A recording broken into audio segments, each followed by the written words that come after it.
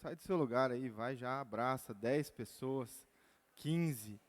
Se tiver alguém sentado aí, já puxa para levantar. Abrace pessoas que estão próximas de você. Ô Cris, pode baixar um pouquinho o retorno aqui que está alto, tá? Por favor. Ótimo. Pode abraçar, não tenha pressa não, amados. É nóis.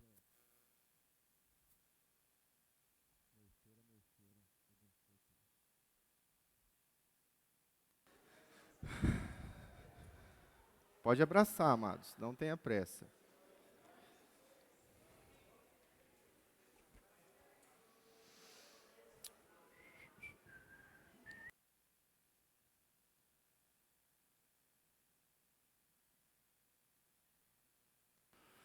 Glória a Deus. Estamos falando nesse mês, nosso tema do Terça Mais é os dois senhores. E eu gostaria de continuar um pouco daquilo que o pastor Diego já falou na semana passada.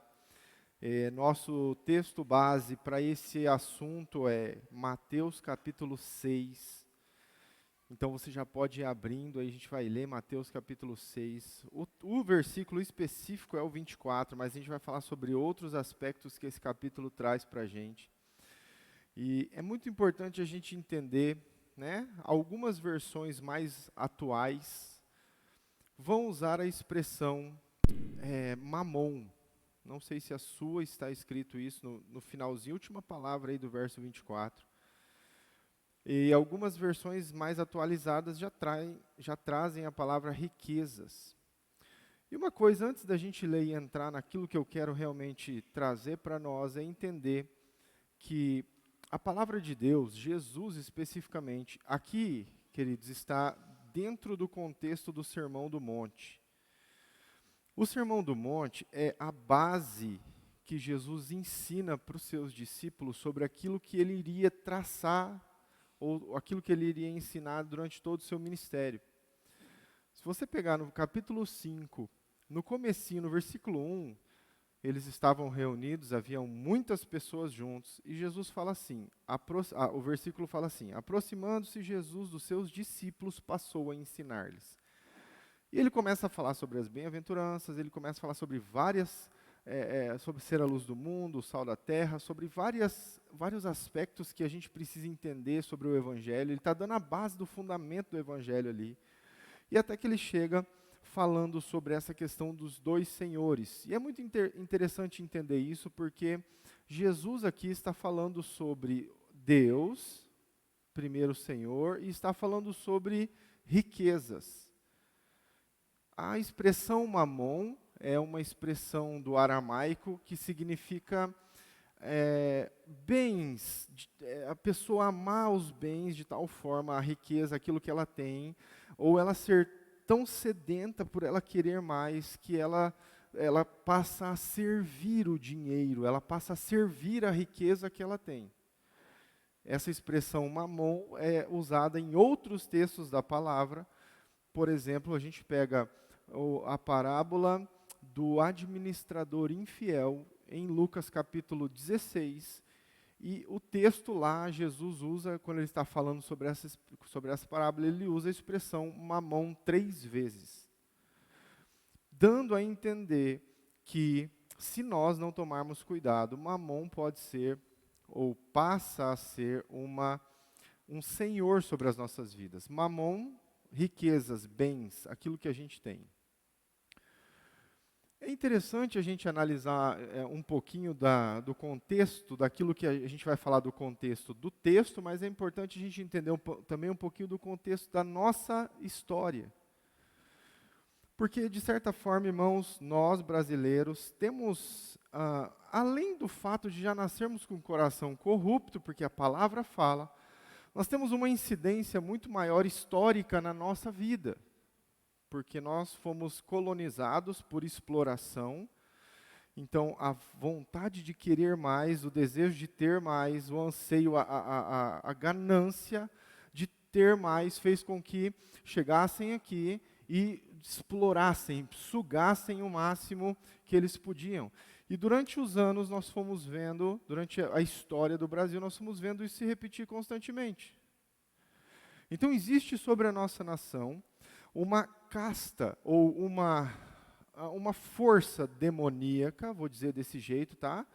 De repetição da forma que nós fomos conquistados e explorados, isso vem repetindo constantemente. Então, de certa forma, faz parte da vida do brasileiro ele querer sempre ter mais. Isso é uma cultura, isso é algo que foi impregnado na forma que nós fomos colonizados e, historicamente, isso foi se repetindo constantemente. Nós vemos e já vimos a exploração em cima do povo de uma forma tão intensa, o povo cada vez mais enfraquecido e pessoas enriquecendo de uma forma assustadora. Concorda comigo ou não? Isso é tão evidente nos dias de hoje, irmãos, que nós temos um caso que está acontecendo na nossa nação nesse tempo. Uma pessoa que fraudou, roubou abundantemente, e ela, de certa forma, foi descondenada, né, porque ela havia sido condenada, para que ela pudesse concorrer ao cargo mais importante da nossa nação.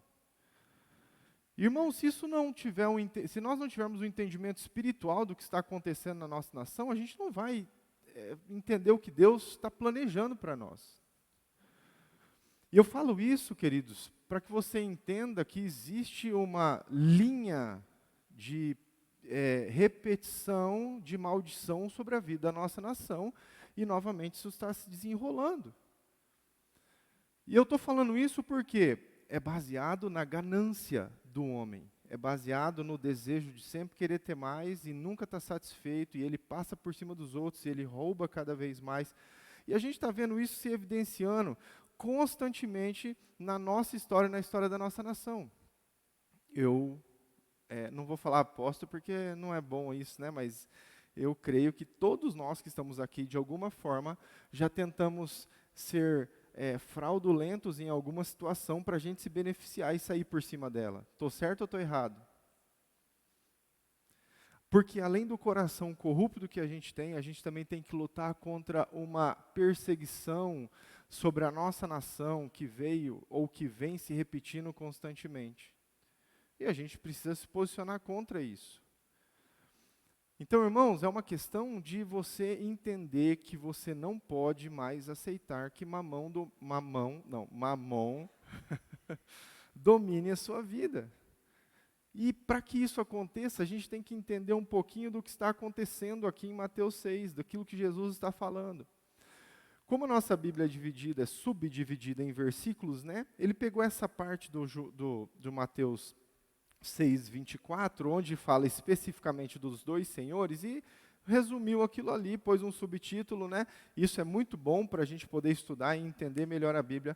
Mas aqui a gente está falando sobre um ensino, um diálogo que está sendo, uma fala, né? Um anúncio que está sendo falado, e ele está sendo contínuo.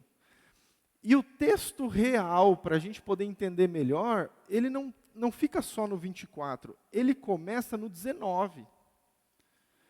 Então Jesus está ensinando como a gente deve orar, está ensinando como a gente deve dar esmolas. Jesus está ensinando, ele ensina antes a oração do Pai Nosso, e aí ele começa a ensinar sobre jejum. Quando ele termina de ensinar sobre jejum, ele começa a falar sobre tesouros no céu. Então é aqui que a gente vai começar a entender aonde Jesus quer chegar no 24, amém? Verso 19 fala assim: não acumulem tesouros sobre a terra, onde as traças e a ferrugem corroem, e onde ladrões escavam e roubam. Mas ajuntem tesouros no céu, onde as traças e a ferrugem não corroem, e onde ladrões não escavam nem roubam. Porque aonde estiver o teu tesouro, aí estará também o teu coração. Os olhos são a lâmpada do corpo. Se os seus olhos forem bons, todo o seu corpo será cheio de luz. Se, porém, os teus olhos forem maus, todo o seu corpo estará em trevas. Portanto, se se a luz que existe em você são trevas, que grandes trevas serão.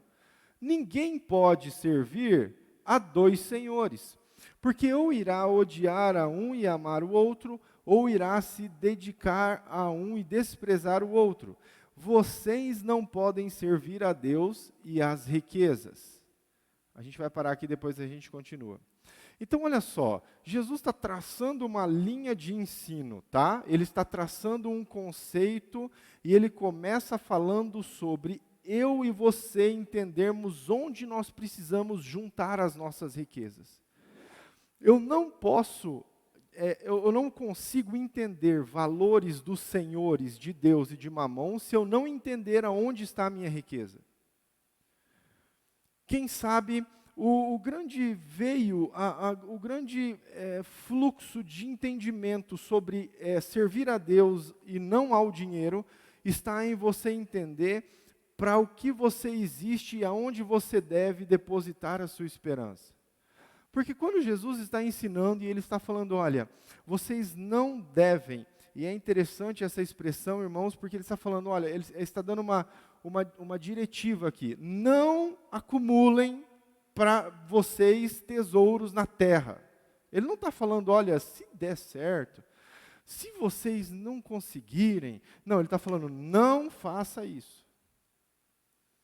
Pelo contrário, vocês precisam acumular ou ajuntar riquezas para vocês aonde é importante. E aonde é importante? No céu. Como é que a gente acumula riquezas no céu, irmãos? Orando, não, vamos intensificar um pouco mais. Vida completa de santidade e testemunho para que pessoas possam encontrar a Deus. Durante muito tempo, irmãos, as pessoas pregavam o evangelho de uma forma muito mamônica. Porque o evangelho era pregado assim, ó, se você aceitar Jesus, você vai para o céu. E lá, Josval, tem rua de ouro. Quem não quer ir para um lugar que tem rua de ouro? Lá tem cristal, lá tem diamante. Então, o anseio do nosso coração estava onde? Na rua de ouro e não no dono do céu. Porque o coração do homem é corrupto. E aí Jesus está ensinando para nós, olha, vocês não podem focar a vida de vocês em juntar riquezas nessa terra. E aí, queridos, dá um nó na nossa cabeça, porque a vida inteira a gente aprendeu o quê? Você tem que ser alguém para que você tenha as coisas, você tem que estudar para que você tenha as coisas, para que você junte, para que você viva bem, para que você seja feliz, para que você tenha cada vez mais. E vai, de certa forma, em choque com aquilo que realmente Jesus está trazendo para nós no ensino. E é interessante que você vai ver algumas afrontas que a palavra vai trazer durante o tempo que a gente estiver aqui, eu tenho que ser rápido, para que você entenda, irmãos, que muitas vezes o nosso coração está nos enganando de que nós estamos servindo a Deus, mas a gente está desesperadamente atrás de Mamon. Porque eu preciso entender que o meu tesouro verdadeiro não está na terra. Meu tesouro verdadeiro está sendo acumulado no céu. E, de certa forma, isso não significa que eu não possa ter as coisas na terra. A questão que Jesus está colocando aqui, que ele termina o texto falando, versículo 21 fala o quê? Lê aí na sua palavra, aí, lê na sua Bíblia.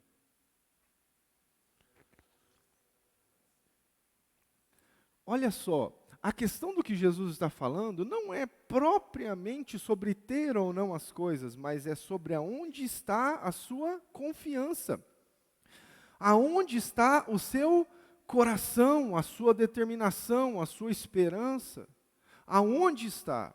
Então Jesus fala, olha, não acumule para vocês riquezas, porque não é aí que o seu coração tem que estar. Você precisa entender que o seu coração precisa estar nas coisas do céu. E a explicação disso é, aonde está o seu tesouro hoje? Aonde? Irmãos, faça essa reflexão. Aonde está o seu tesouro hoje? Porque eu posso te ensinar o tanto que for aqui, explicar para você as questões de riquezas, mas se o seu coração, se o seu tesouro estiver nas coisas da terra, você, infelizmente, não está servindo a Deus como deve. É duro ouvir isso, né, irmãos?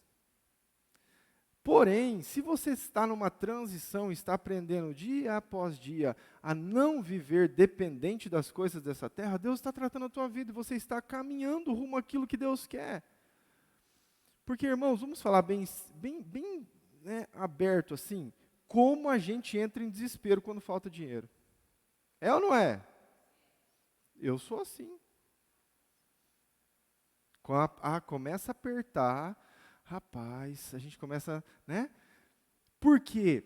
Porque nosso coração foi ensinado, não apenas culturalmente, por toda a corrupção que a nossa nação já passou, como também por aquilo que o nosso coração é, pela corrupção própria do pecado na nossa vida.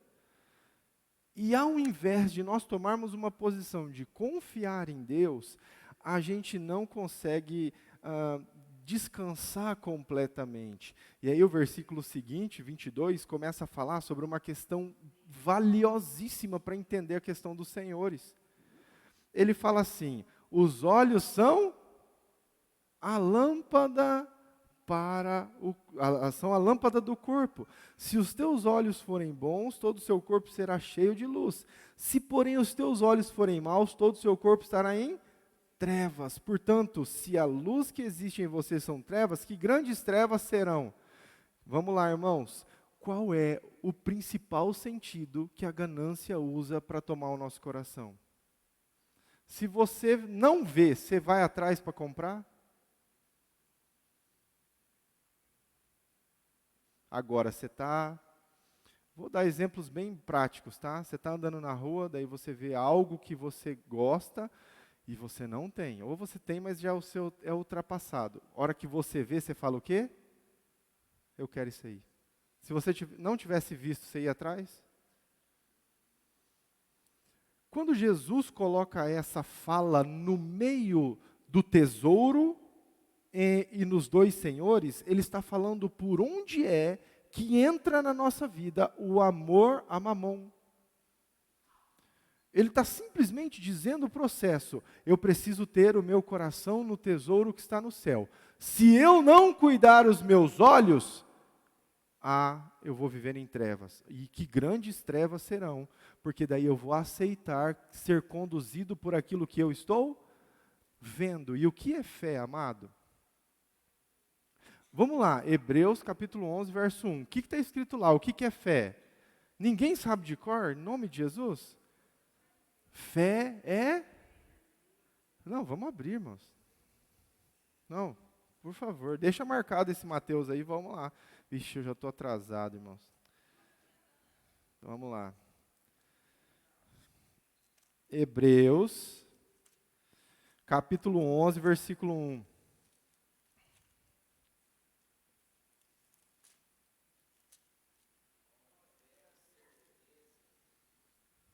Pode ler, Lucas, alto.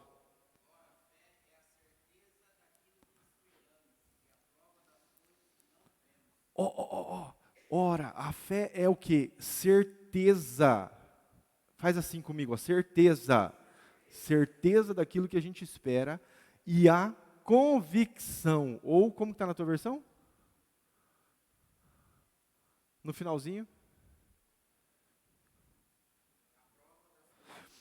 A prova, a convicção daquilo que a gente não vê. Fé é agir naquilo que você não vê. E o que Jesus está ensinando para nós em Mateus 6? Os olhos são a ruína da vida. Se eles forem maus, se você olhar para aquilo, simplesmente para aquilo que você só tem ganância e só tem desejo, você simplesmente vai se ocupar de trevas. E aí ele começa no 24 falando o quê? Você não pode servir a dois senhores. Vamos lá. Está falando sobre tesouro no céu. Você está conseguindo acompanhar, irmãos? Está falando sobre tesouro no céu. Tá? Coração no céu. O que interrompe isso aqui? Os olhos serem mal usados. Os olhos gananciosos, os olhos que querem as coisas dessa terra, que têm desejo. A gente vai ler um outro texto que fala sobre isso. Quando os meus olhos são gananciosos, eu não vou conseguir servir a Deus como devo. Por isso que Jesus começa falando, olha, se os teus olhos forem maus, que grande trevas você terá. E não tem como servir a dois senhores. Ou você está nas trevas, ou você está com Deus. Você está entendendo o progresso de ensino que Jesus está fazendo? Meu coração, o meu tesouro, precisa estar no céu, porque meu coração vai estar lá. O que me tira desse lugar é aquilo que eu desejo, a concupiscência dos olhos, a ganância. Então, se nos meus olhos estiverem maus, eu vou viver em trevas. E não tem como eu viver em trevas e agradar a Deus. Não tem como eu... por quê? O ensino que o versículo traz. Porque ou eu vou agradar um, eu vou agradar o outro. E quando Jesus está falando isso, ele dá tanta importância àquilo que a riqueza, ou o valor, o poder, não posso falar assim, mas aquilo que a riqueza é, que considera ela como um senhor sobre a nossa vida. Então ele está falando, olha, se os teus olhos forem maus, você vai viver em grandes trevas. E não tem como adorar a Deus vivendo em grandes trevas. Não tem como você andar com Deus vivendo em grandes trevas. Ou você desagrada a riqueza e agrada a Deus, ou você desagrada a Deus e agrada a riqueza. Ou você anda na luz que os teus olhos vão receber, ou você anda nas trevas que os teus olhos maus vão receber. Então, irmãos, falando sobre os dois senhores, não tem como servir aos dois senhores, beleza. A fonte disso é o teu anseio, o teu desejo que você está vivendo hoje em dia. Então, amado, vamos lá. Estamos desejando mais de Deus ou mais do mundo? Essa pergunta é para doer mesmo. A gente está querendo mais as coisas do céu ou mais as coisas da terra? A gente tá colocando a nossa vida no quê? Para a gente fazer só assim, bem prático, tá? Das 24 horas do seu dia, quanto tempo você dedica a conquistar coisas no céu? Ah, mas pastor, eu tento dar testemunho o tempo todo. Legal, né? Mas para que você seja fonte de algo, você precisa estar ligado em algo maior, né? Então, se você não estiver ligado em Deus, você está dando testemunho do que você é, e não do que Jesus está fazendo na sua vida.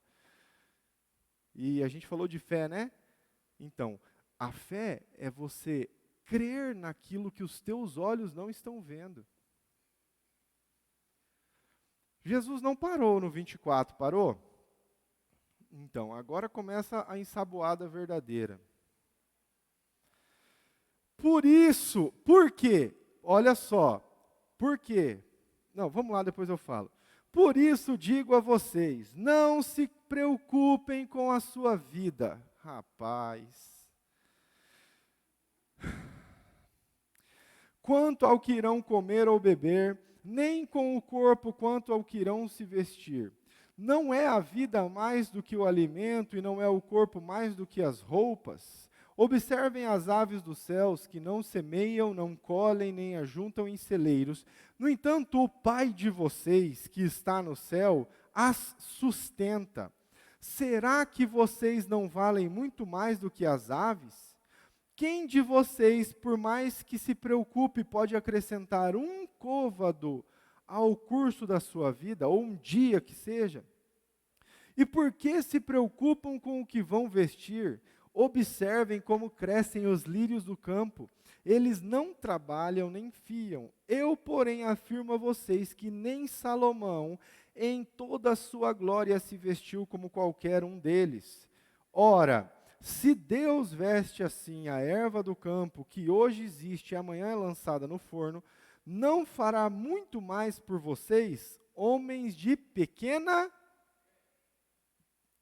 Portanto, não se preocupem dizendo o que comeremos, o que beberemos, ou com o que nos vestiremos, porque quem que faz isso, irmãos? Os gentios é que procuram estas coisas.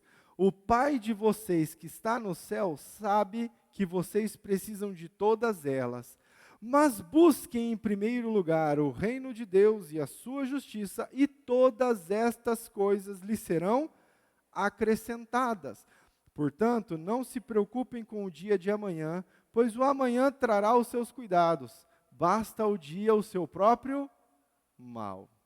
Você está entendendo a progressão de ensino que Jesus está falando? Ele está falando sobre tesouro no céu, o coração estar fixado naquilo que é do céu, que eu não posso deixar os meus olhos se corromperem com as coisas dessa terra, então eu não posso ser ganancioso, eu não posso ser que o meu desejo seja as coisas da terra, porque não posso servir aos dois senhores. Quanto mais eu sou ganancioso, os meus olhos estão em trevas, e aí eu não consigo servir a Deus, eu vou servir a Mamon. E quando Jesus termina de falar sobre servir a um e odiar o outro, né, ou desprezar a um e desejar o outro, ele fala, por isso digo a vocês. Por isso que, irmãos? Você entendeu que o versículo 25 começa dando uma explicação àquilo que foi falado antes ou não? Por isso eu digo a vocês, não se preocupem com a vida quanto ao que vocês irão comer ou beber, nem com o corpo quanto ao que irão vestir. É muito difícil ler isso aqui, né, irmãos? A gente lê, às vezes, sem entender o que Jesus está fazendo aqui.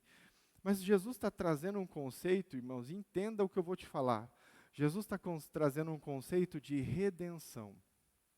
Sabe o que é redenção? O que é redenção?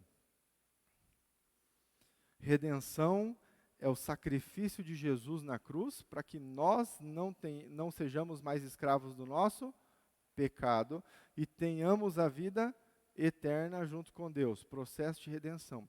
Jesus aqui está trazendo um ensino para nós daquilo que o homem vivia antes do pecado entrar no mundo. Sabia disso? O que acontecia com Adão, antes de Adão e Eva pecar, o que acontecia? A Bíblia falava assim, você vai cuidar, só vai cuidar, eu vou fazer brotar, eu vou te dar as coisas. Adão, fica tranquilo que essa é a minha parte. Eu vou fazer a terra produzir. Você só cuida. Quem dava o sustento? Quem dava o alimento? Quem é que produzia antes do pecado entrar? O homem só administrava, não é? Jesus está falando, após a redenção, é isso que vai voltar a acontecer. A pergunta é, a gente tem fé para crer nisso?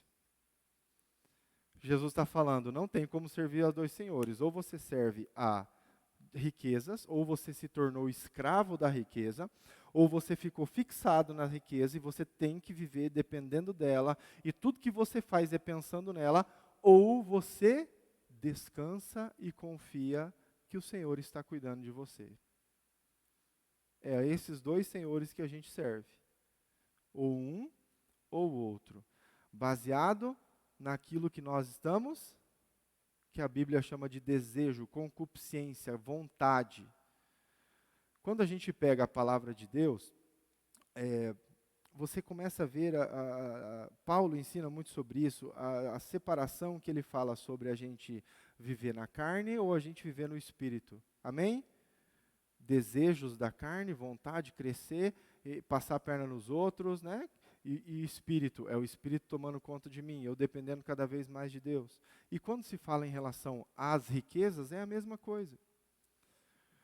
Não vai dar tempo da gente ler tudo, mas depois anote aí, Lucas capítulo 16, se eu não me engano, verso 13, Jesus está fazendo uma das parábolas mais difíceis de se entender que tem na Bíblia, que é a parábola do administrador infiel. É complicada, porque você acha que Jesus está defendendo o cara que foi mal, enfim, não vamos falar disso agora. Mas, em determinado ponto, Jesus está explicando a parábola e ele fala assim, olha, que as posses que você tenha, seja para juntar mais amigos junto com você, para que você possa um dia estar com eles na redenção. Que o dinheiro que você tenha não seja para acumular para você, seja para que você consiga mais e mais pessoas, para que você, aquilo que Deus está te dando, para que você junte cada vez mais. E é interessante porque, olha só, irmãos, Lucas capítulo 15, Jesus fala sobre o quê? 3 parábolas que praticamente são as mais conhecidas. Ovelha perdida, dracma perdida, filho pródigo. Jesus está falando isso para quem? Para os fariseus. No começo do versículo 16, o versículo 1 do capítulo 16 fala assim, Voltando-se Jesus para os discípulos, disse, e ele fala sobre essa parábola do administrador infiel. E ele olha para os discípulos, se eu não me engano é versículo 13, e ele fala assim, olha, você precisa entender que você tem que dedicar o máximo, inclusive financeiramente, para ter mais pessoas perto de você, para que vocês possam desfrutar junto daquilo que a redenção é. Você está entendendo isso, irmãos? A gente precisa ter isso no nosso coração. Nós hoje estamos sendo governados por quem? Vamos abrir nossa Bíblia. Não vai dar tempo de terminar isso aqui. Não, eu não posso mudar de texto, a gente vai ter que continuar. Olha só, então aqui Jesus começa a exemplificar o que ele queria dizer, amém? Então ele fala assim, olha, olhem para as aves do céu. Ele está dando um exemplo, tá? Para quem Jesus está ensinando isso? Para os discípulos. Discípulo é aquele que aceitou Jesus no coração verdadeiramente. Olhe para as aves do céu. Alguém de vocês já viu alguma ave trabalhando? Tirando o João de Barro, constrói a casa dele, mas é outra história, não está atrás de dinheiro ali, né? Os outros constroem um ninho, né? Jesus está falando o quê? Olhe para as aves do céu. Elas não fazem nada, elas simplesmente existem. E todos os dias ela tem o seu sustento. Quanto ao que vestir, olhe para os lírios dos campos. Que todos eles nascem, são lindos, nem Salomão se vestiu como um deles, e olha que Salomão devia ter muita coisa top, né, irmãos? Nem Salomão se vestiu como um deles, e um dia eles estão vivos e no outro não, e Deus faz isso com eles. E a pergunta que Jesus faz para eles, ou a indagação é, não valem vocês muito mais do que os pássaros e do que os lírios dos campos? E eu acho sensacional, porque Jesus usa a expressão pai. Ele está falando, o pai de vocês sabe do que vocês precisam. Vamos lá, irmãos. Quando a gente é criança, pega a criança, tá? Você não trabalha, morre de fome ou não? Porque normalmente, claro que tem casos que não é assim, mas normalmente tem um pai que está lá, ou a mãe, alguém que está cuidando de você. Chega em você ou não chega? Você se preocupa? Rapaz, eu fico olhando, eu tenho 4 filhos, eu fico olhando a preocupação deles em trabalhar. É um negócio assim. E tem ou não tem? Porque essa é a ótica que a gente precisa entender de Deus. E é tão forte isso, irmãos, porque quando Jesus fala, versículo 30, ele fala assim, ora, se Deus veste assim a erva do campo, que hoje existe, amanhã é lançada no forno, não fará muito mais por vocês? E ele classifica os discípulos. Qual a classificação que ele dá? Homem de pequena fé vive pelo que vê ou vive por aquilo que ele crê? Se os teus olhos são maus, você não vai conseguir servir a Deus, porque você vai se encher daquilo que é mal. Tem ligação ou não tem, irmãos? Você está entendendo que Jesus está continuando? E quando ele está falando sobre isso, ele está confrontando seus discípulos na questão de dependência a Deus, ele continua o versículo 31, fala assim, olha, portanto, não se preocupe dizendo que comeremos, que beberemos, ou com que nos vestiremos. Você lembra uma passagem que mostra a preocupação dos discípulos em relação a isso ou não? Multiplicação dos pães e peixes. Os discípulos chegam, vamos comer o quê, Jesus? Olha a multidão que tem aqui. Nossa, a gente juntar uma fortuna, não consegue comprar pão. E agora, Jesus? Jesus fala o que para eles? Vocês são muito fraquinhos, né? Já não disse eu já não ensinei vocês? E o que Jesus faz, irmãos? O que Jesus faz na multiplicação dos pães e peixes? Vai lá comprar? Simplesmente multiplica. Você acha que ele ele supriu a necessidade daquilo que precisava naquele momento ali ou não? Porque a gente precisa entender, irmãos, que o Senhor cuida de nós quando a gente aceita a paternidade dele na nossa vida e a gente se apoia na confiança que a gente tem nele. É claro, queridos, entenda, tá? Que tem muita gente que às vezes usa esse texto como uma desculpa, não vou mais trabalhar.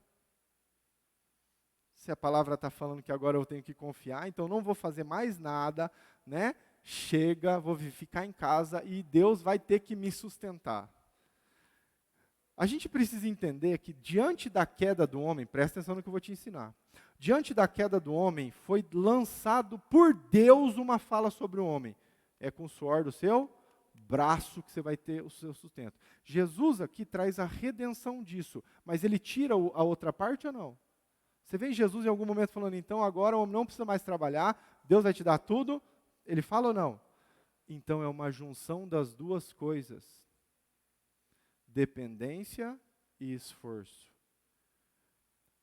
A questão que Jesus está trabalhando aqui é o nosso coração. E aí, querido, você pega o versículo 33, o 32, ele fala assim, olha, porque os gentios é que procuram essas coisas. Os gentios significa o quê? Os incrédulos. Quem tá preocupado com o que tem que comer, quem está preocupado com o que tem que vestir, são pessoas que não conhecem a Deus. Os gentios que se preocupam com isso. E aí ele lança a palavra que eu citei agora há pouco. Mas o Pai de vocês sabe de tudo que vocês precisam. E aí ele lança um versículo conhecidíssimo, né? Que é o versículo de Mateus capítulo 6, versículo 33. O que ele fala?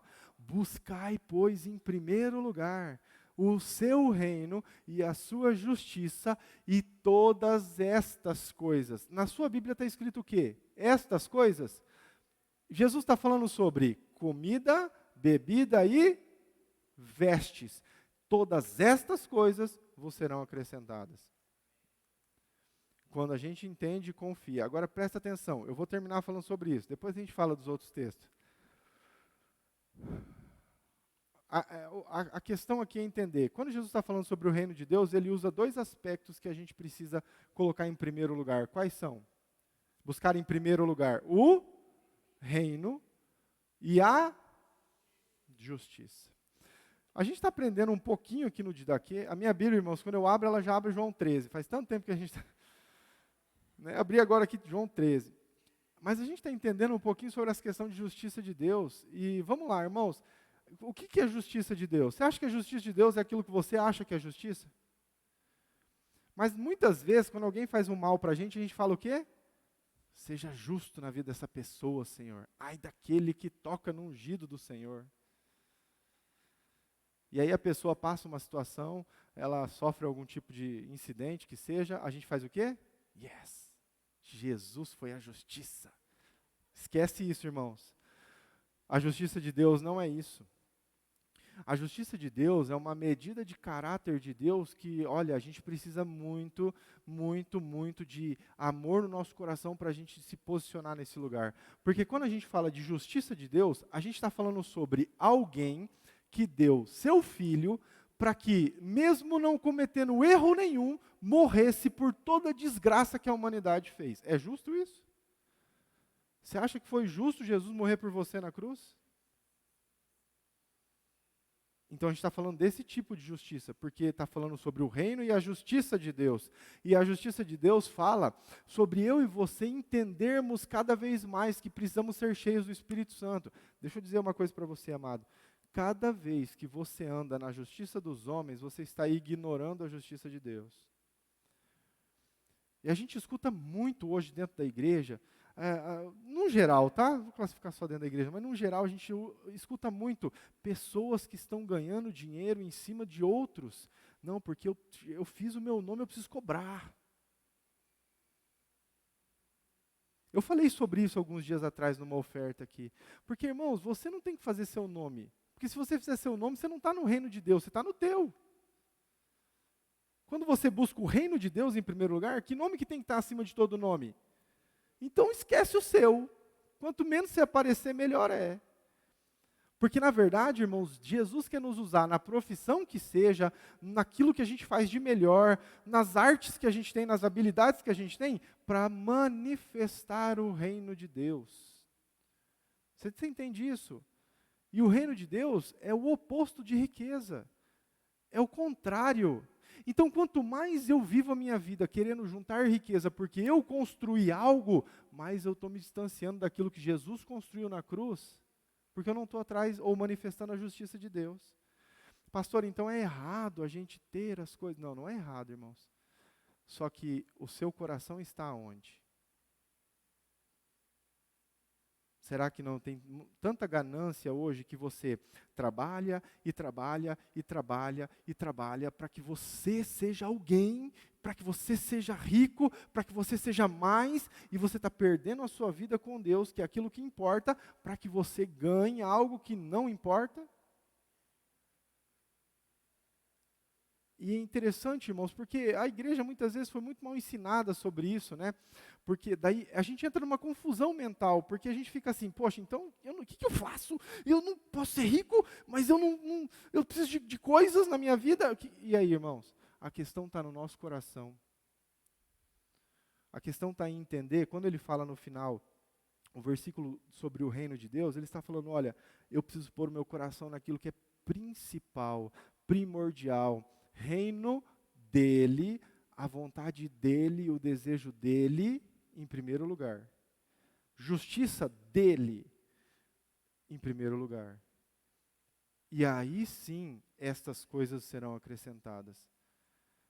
Então, às vezes a gente fica assim, mas poxa vida, eu oro, eu falo, eu faço as coisas, eu me dedico, eu canto as músicas da igreja, nossa, tanta coisa que eu faço, e essas coisas não acontecem comigo.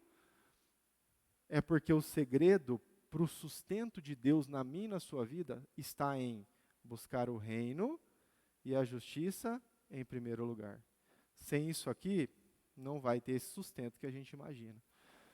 Aí, entendo o que eu vou falar, irmãos. Olha, não distorça, mas a gente está vivendo mais da misericórdia de alguns eventos que acontecem. Porque hoje em dia a gente vê muito isso, irmãos. Como tem gente que sobe nos púlpitos das igrejas e vai dar um testemunho e ele fala do quê? Oferta que ganhou. Estava num aperto, nossa, não faz ideia. Aquele dia venceu uma conta, tá, Deus me deu um dinheiro. É assim, é meio que misericórdia, sabe? É Deus. O ideal, irmãos, na nossa vida seria assim, estou vivendo diante daquilo que Deus está fazendo na minha vida, dia após dia. Sabe, se nós dedicarmos a nossa vida, e eu incluo 100% nisso, se nós dedicarmos a nossa vida inteiramente a não servir as riquezas, a mamon, como muitas vezes a gente tem feito, e colocar o reino de Deus e a justiça de Deus, entendo o que eu vou te falar, a maioria dos testemunhos sobre ofertas ganhadas vão acabar, porque isso vai ser normal. Porque aí a gente vai entender que é dependência de verdade. A gente vai estranhar se não aconteceu. Oxi! Então, irmãos, Deus abençoe. Vamos ficar de pé para a gente orar. Eu preciso encerrar isso aqui, não quero a pastora Raquel brava. Depois eu ia ler com vocês, eu vou ler só para ficar à vontade, tá? Eu leio e deixo vocês estudam em casa. 2 Timóteo, não, acho que é a primeira. 1 Timóteo, capítulo 6, versículo 11. Deixa eu ver se é isso aqui. Não, versículo 9. Só abre aí para a gente ler, daí a gente já vai orar. Daí você fica com o coração quente aí para você pesquisar isso aí em casa. Tá bom? Abriu? Tem alguém do seu lado aí sem? Encosta aí para ele ler junto com você. Para não achar que você está falando uma coisa que não está na Bíblia. O que está escrito aí, irmãos? Não, vamos ler do 6. Fala assim, ó. De fato, grande fonte de lucro é a piedade com o contentamento. Porque nada trouxemos para o mundo, nem coisa alguma podemos levar dele. Tendo sustento e com o que nos vestir estejamos contentes. Você achou que para por aí, né? Não para não.